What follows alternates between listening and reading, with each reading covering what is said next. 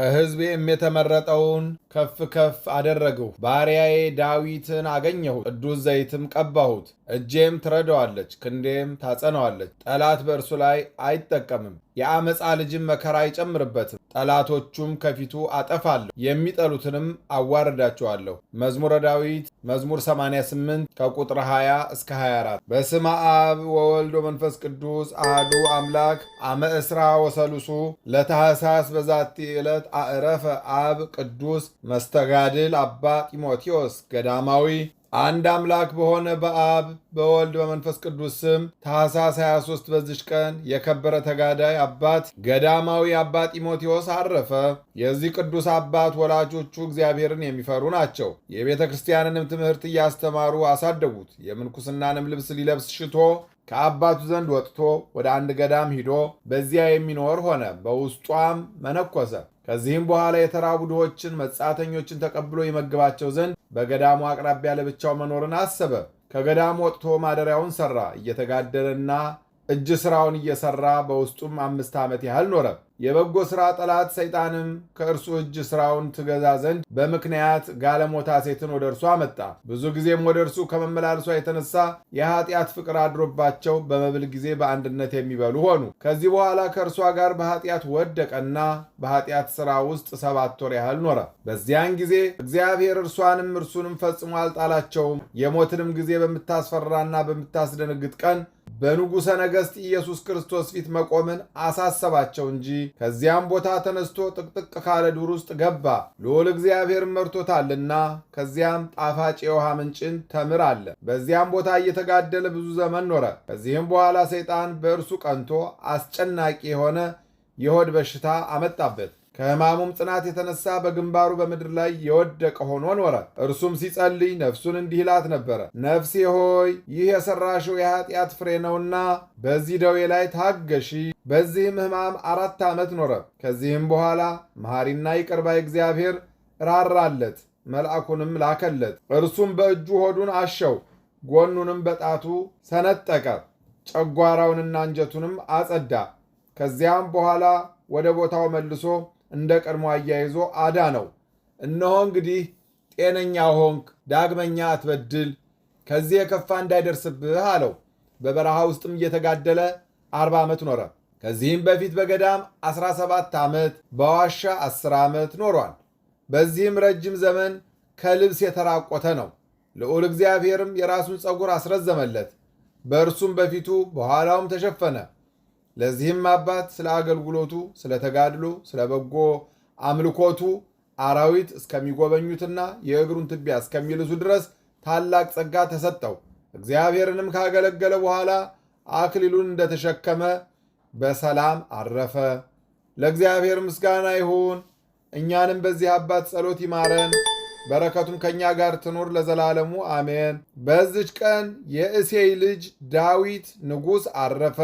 ይህም ከብንያም ነገድ የቂስ ልጅ ሳኦል ከነገሰ በኋላ በእስራኤል ላይ የነገሰ ነው። ይህም ንጉሥ ዳዊት በእግዚአብሔር ፊት መልካም ጉዞን የተጓዘ ከእስራኤልም ነገሥታት ሁሉ እውነተኛ ፍርድን ያደረገ ነው። እርሱም ሀገሩ ቤተልሔም የሆነች ከይሁዳ ነገድ ሳኦልን የእግዚአብሔርን ትእዛዝ በተላለፈ ጊዜ ለእስራኤል ንጉሥ ይሆን ዘንድ መረጠው። ነቢይ ሳሙኤልንም ቅባ መንግሥትን የእሴይን ልጅ ይቀባው ዘንድ ላከው። ሳሙኤልም ታላቁን ኤልያብን ተመለከተ። መልኩ ያማረ አካሉም የጸና ነበርና እግዚአብሔር ግን አልመረጠውም። የኤልያብን ፊቱን አትይ፣ የመልኩን ማማር አትመልከት፣ እግዚአብሔር ሰው እንደሚያይ የሚያይ አይደለምና አለው እንጂ። ሰው መልክ ያያል፣ እግዚአብሔር ግን ልብን ያያል። ከእሴይ ከ7ቱ ልጆቹ በኋላ ነቢይ ሳሙኤል ዳዊትን በእስራኤል ልጆች ላይ ይነግሥ ዘንድ ቀባው። እግዚአብሔርም በሥራው ሁሉ ከእርሱ ጋር ሆነ። በልቦናውም ንጽሕና ከየዋህነቱ ብዛት የተነሳ ጠላቱ ሳኦልን ብዙ ጊዜም ሲያገኘው በላዩ ምን ክፉ ነገር አላደረገበትም። በአንዲት ዕለትም ሳኦል ከእስራኤል ሁሉ የተመረጡ 3000 ሰዎችን ይዞ ዳዊትን ከሰዎቹ ጋር ይፈልገው ዘንድ ዋልያዎች ወደሚታደኑበት ሂዶ በጎዳና አጠገብ ያሉ ዘላኖች ወደሚሰማሩበት ደረሰ። በዚያም ዋሻ ነበረ። ሳኦልም ይናፈስ ዘንድ ወደዚያች ዋሻ ገባ። አሽከሮቹና ዳዊትም በዚያች ዋሻ ውስጥ ተቀምጠው ነበረ። ዳዊትም ተነስቶ ቀስ ብሎ ከልብሱ ጫፍ ቆረጠ። በሁለተኛም ጊዜ በድንክ አልጋ ላይ ተኝቶ ወዳለበት ከአቢሳ ጋር ገብቶ ከራስጌው ጦሩንና ውሃ ያለበትን ረዋቱን ይዞ ተመልሶ ሄደ። ክፉ ነገርን አላደረገበት። ሰዎቹም ጠላትህ ሳኦልን ግደለው ባሉት ጊዜ እግዚአብሔር በቀባው ላይ እጄን ልዘረጋ አይገባኝም ብሎ መለሰላቸው። ስለ ሳኦልም መገደል አንድ ሰው በነገረው ጊዜ ዳዊትም ያንን ሰው ማን ገደለው አለው። ሰውየውም እኔ ገደልሁት አለው። ዳዊትም እጅግ አዘነ፣ ልብሱንም ቀደደ። ያንን ሳኦልን እኔ ገደልሁት ያለው ሰው ገደለው። እግዚአብሔርም በዚህ በጻድቅ ዳዊት ልብ ብዙ ትሩፋትን፣ ትሕትናን፣ የዋህነትን፣ ቅንነትን፣ ትዕግስትን፣ ፍቅርን አከማቸ።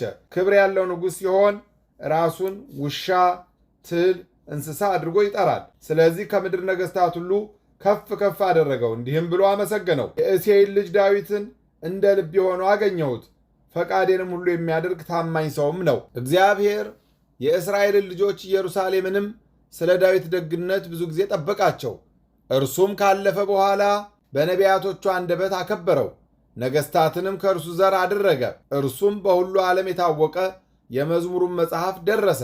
ይኸውም በሰይጣናት ላይ ጋሻና ጦር የሆነ መልካም ቃልን የተመላ በሰማይና በምድር ያሉ በእርሱ እግዚአብሔርን የሚያመሰግኑበት ነው። የዳዊትም ፊቱ እንደ ሮማን ቀይ ነው።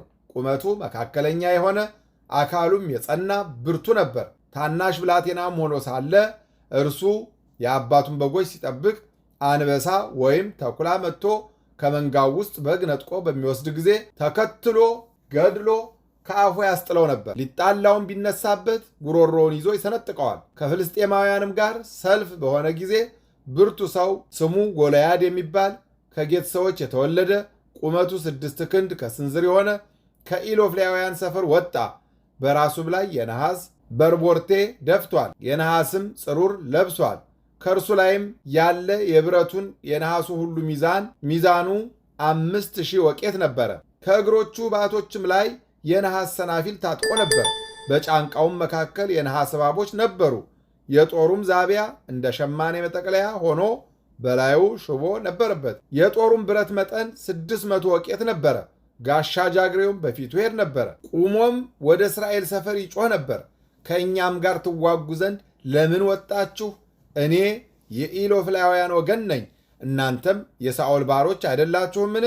ከእናንተ አንድ ሰው መርጣችሁ ወደ እኔ ይውረድ፣ ከእኔ ጋር መዋጋት ችሎ ቢገድለኝ ባሮች እንሆናችኋለን። እኔ ከእርሱ ጋር ችዬ ብገድለው እናንተ ባሮች ሆናችሁ ትገዙልናላችሁ አላቸው። ያም ኢሎፍሊያዊ ለወገኖቹ ዛሬ በዚህ ቀን አንድ ሰው ስጡኝና ሁለታችሁ ለብቻቸው እንዋጋ ብዬ የእስራኤልን አርበኞች እንሆ ተገዳደርኳቸው አላቸው።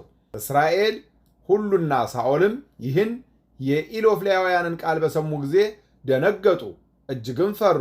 የእስራኤልን ወገኖች እንዲህም እየተገዳደራቸውና እየተመካባቸው 40 ቀኖችን ያህል ኖረ። ከእስራኤል ወገን ወደ እርሱ ይወጣ ዘንድ የደፈረ የለም። በዚያም ወራት ዳዊት ወንድሞቹን ሊጎበኝ ወጣ። ያንን የኢሎፍሊ ወገን የሆነ ሰው የእግዚአብሔር ወገኖቹ ሲገዳደራቸው ባየው ጊዜ አምላካዊ ቅናትን ቀና። ሳኦልንም እንዲህ አለው፣ እኔ ሄጄ ይህን ያልተገዘረ ቆላፋ ገድዬ ዛሬ ከእስራኤል ሽሙጥን አርቃለሁ። ሕያው የሚሆን የእግዚአብሔር አርበኞች ይገዳደር ዘንድ ይህ ቆላፋ ምን ቁም ነገር ነው? ከድብ አፍና ከአንበሳ አፍ ያዳነኝ እርሱ እግዚአብሔር ከዚህ ካልተገዘረ ኢሎፍሊያዊ እጅ ያድነኛል። ሳኦልም ሂድ፣ እግዚአብሔርም ከአንተ ጋር ይሁን አለው። ዳዊትም ወንጭፉን በእጁ ያዘ። ከወንዝም መካከል 3 ደንጊያዎችን መረጠና ወደዚያ ኢሎፍሊያዊ ሄደ። ጎልያድም ዳዊትን ባየው ጊዜ ናቀው፣ እንዲህም አለው፣ ደንጊያና በትር ይዘህ ወደ እኔ ትመጣ ዘንድ እኔ ውሻ ነኝን? ዳዊትም ከውሻ የምትሻል አይደለህም፣ ከውሻ ትብሳለህ እንጂ። ቆላፋ ጎልያድም ዳዊትን በጣዖቶቹ ስም ረገመው። ያም ኢሎፍሊያዊ ዳዊትን ወደ እኔና ሥጋህን ለሰማይ ወፎችና ለዱር አራዊት እሰጣለሁ አለው። ዳዊትም ያንኑ ኢሎፍሊያዊ አንተ ጦር ሰይፍና ጋሻ ይዘህ ወደ እኔ ትመጣለህ፣ እኔ ግን አሸናፊ በሚሆን በእግዚአብሔር ስም ወደ አንተ እመጣለሁ።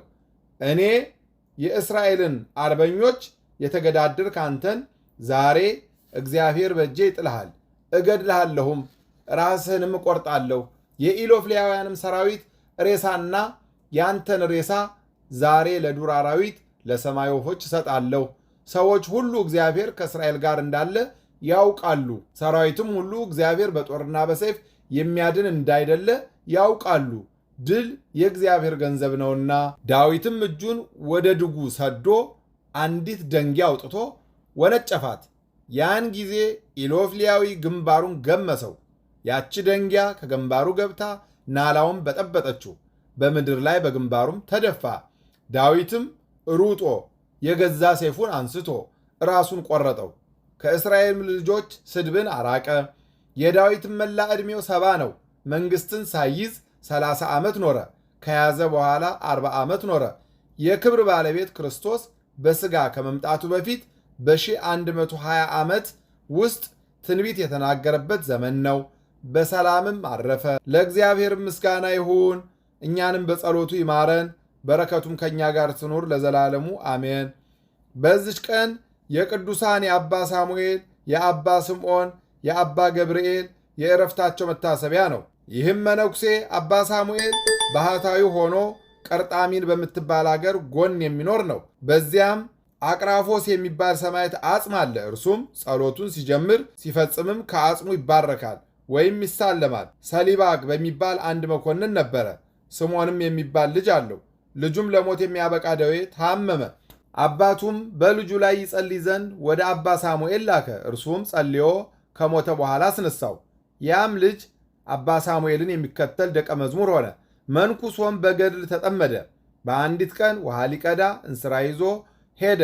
ሰይጣንም እንስራውን ሰበረበት። ለአባ ሳሙኤልም በነገረው ጊዜ ውሃን ይመላበት ዘንድ የወይን ማስቀመጫ መሶብን ሰጠው። ውሃን ሳይቀዳ 10 ዓመት ኖረ። ከዚህም በኋላ ሰይጣን ሰበረውና ውሃው ፈሰሰ። ለአባ ሳሙኤልም በነገረው ጊዜ ወደ ሌላ ቦታ ሂደህ ታናሽ የጸሎት ቤት ሰርተህ በዚያ ተቀመጡ። ከዚህም በኋላ የእግዚአብሔር መልአክ በሕልም ተገለጸላቸው። ቤተ ክርስቲያንም ይሰሩ ዘንድ አዘዛቸው። ንጉሥ አንስጣሴዎስም መጥቶ ታላቅ ቤተ ክርስቲያንም ሠራላቸው። ለመነኮሳትም 500 ቤቶችን ሠራ። አባ ሳሙኤልም ባረጀና ከተጋድሎም ብዛት በደከመ ጊዜ ልጆቹን በልጁ በስምዖን እጅ ትቶ ወደ ወደደው እግዚአብሔር ሄደ።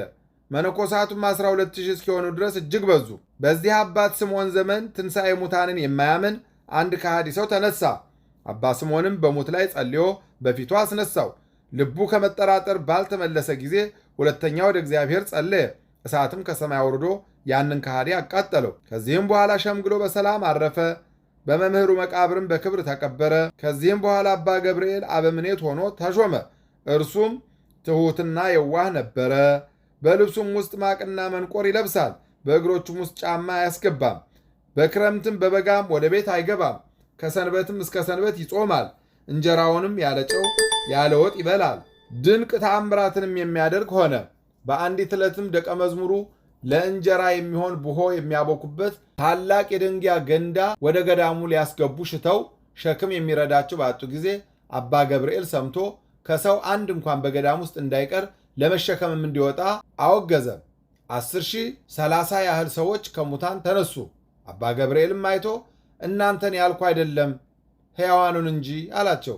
በዚያን ጊዜ ወደ መቃብራቸው ተመለሱ። ከዕለታት በአንዱ አንድ ሰው ከአንድ መነኩሴ ዘንድ ወርቁን አደራ አኑሮ ወደ ሩቅ አገር ሄደ። በተመለሰም ጊዜ መነኩሴው ለረዱ ሳይናገር ሙቶ አገኘው። ረዱንም ስለ ወርቅ በመረመሩት ጊዜ መምህሩ ያኖረበትን እንደማያውቅ አስረዳ። አባ ገብርኤልም ወደ ሟቹ መቃብር ሂዶ ስለዚያ ወርቅ ጠየቀው። ሟቹም ያኖረበትን ስፍራ ነገረው። ባለገንዘቡም እያደነቀ ገንዘቡን ይዞ ሄደ። ሰሊብ የሚባል ወዳጅ ነበረው። ሳይገናኙ ሞተ። አባ ገብርኤልም በሰማ ጊዜ ወደ መቃብሩ ሂዶ አለቀሰ። ጸሎትንም አድርጎ በክብር ባለቤት በጌታችን ኢየሱስ ክርስቶስ ስም ተነስ አለ። ድኖ ተነስቶ 12 ዓመት ኖረ። ከዚህም አባት ዘመን ከሮም ነገሥታት በክርስቲያን ወገኖች ላይ ታላቅ ስደት ሆነ። ቁጥር የሌላቸው ምዕመናን ተገደሉ። ከጥቂት ወራትም በኋላ ክፉዎች ነገሱ። ክርስቲያኖችም ከስደት ዳኑ። 80 ዓመትም በሆነው ጊዜ በብዙ ተጋድሎ ከኖረ በኋላ በፍቅር አንድነት አረፈ። ለእግዚአብሔር ምስጋና ይሁን። እኛንም በእኒህ ቅዱሳን ጸሎት ይማረን፣ በረከታቸውም ከእኛ ጋር ትኑር ለዘላለሙ አሜን። በዚች ቀን የቅዱሳን የይስሐቅ፣ የአባ አሞን፣ የአባ አቦሊ፣ የመቃርስ፣ የአይተለአትካ፣ የፊልጦስ፣ የመርቆሬዎስ መታሰቢያቸው ነው። በረከታቸው ከእኛ ጋር ትኑር። ለእግዚአብሔር ምስጋና ይሁን፣ ለዘላለሙ አሜን። አንድ አምላክ በሆነ በአብ በወልድ በመንፈስ ቅዱስ ስም ታኅሳስ 24 በዚች ቀን የአሚናዳብ ልጅ የጻድቂቱ የአስቴር የዕረፍቷ መታሰቢያ ነው። ምስጋና ይሁን ለአብ ለወልድ ለመንፈስ ቅዱስ አንድ አምላክ በሚሆን ዛሬም ዘወትርም ለዘላለሙ አሜን። በታኅሳስ 23 ቀን የሚከበሩ ዓመታዊ የቅዱሳን በዓላት ቅዱስ ዳዊት ልበ አምላክ፣ አባ ጢሞቴዎስ ገዳማዊ፣ አባ ሳሙኤል ጻድቅ፣ አባ ስምዖን ጻድቅ፣ አባ ገብርኤል ጻድቅ፣ አባ ይስሐቅ ጻድቅ። ወርሃዊ በዓላት ቅዱስ ጊዮርጊስ ሊቀ ሰማዕታት፣ ነቢየ ጽድቅ ቅዱስ ሰሎሞን ንጉሠ እስራኤል፣ ቅዱስ ዳንኤል ነቢይ። ከሕዝቤም የተመረጠውን ከፍ ከፍ አደረጉ። ባሪያዬ ዳዊትንም አገኘሁት፣ ቅዱስ ዘይትም ቀባሁት። እጄም ትረዳዋለች፣ ክንዴም ታጸነዋለች። ጠላት በእርሱ ላይ አይጠቀምም፣ የአመፃ ልጅም መከራ አይጨምርበትም። ጠላቶቹን ከፊቱ አጠፋለሁ፣ የሚጠሉትንም አዋርዳቸዋለሁ። መዝሙረ ዳዊት መዝሙር 88 ከቁጥር 20 እስከ 24። የሰማነውን በልቦናችን ያሳድርብን። ከቅዱሳን አባቶቻችን ከቅዱሳት እናቶቻችን በረከት ረድኤት ያሳትፈን። ክፉን ያርቅልን፣ በጎን ያቅርብልን። ከቅዱስ ዳዊት በረከት ረድኤት ያሳትፈን። ኃይለ አጋንንትን ከእግራችን በታች ጣልልን፣ በቃል ኪዳኑ ይጠብቀን። የቸርነቱን ሥራ ይስራልን። ለብርሃነ ልደቱ ጥምቀቱ በሰላም ያድርሰን። ነፍሳተ ሙታንን ይማርልን፣ ሕያዋንን ይጠብቅልን። ሕፃናቱን አሳድጎ ለቁም ነገር ያብቃልን። የሰላም አምላክ ሰላሙን፣ ፍቅሩን፣ አንድነቱን ይስጠን። እንበል አቡነ ዘበሰማያት ይትቀደስ ስምከ ትምጻእ መንግሥትከ ወይኩን ፈቃድከ በከመ በሰማይ ከማሁ። ኢየሱስ ክርስቶስ ከመ ይስረይ ለነ ኃጣውኢነ ተማኅፀነ ብከ ኃይለ እግዚአብሔር አብይ። ኦ እግዚእ ኢየሱስ ክርስቶስ ስረይ ኃጢአቴ ወኃጢአተ ኩሉ ሕዝብከ ማእሰረ ኃጢአት። እግዚአብሔር ይፍታ፣ እግዚአብሔር ይባርክ። ሰላም ያሳደረ ሰላም ያውለን፣ ሰላም የዋለ ሰላም ያሳድረን። ይቆየን።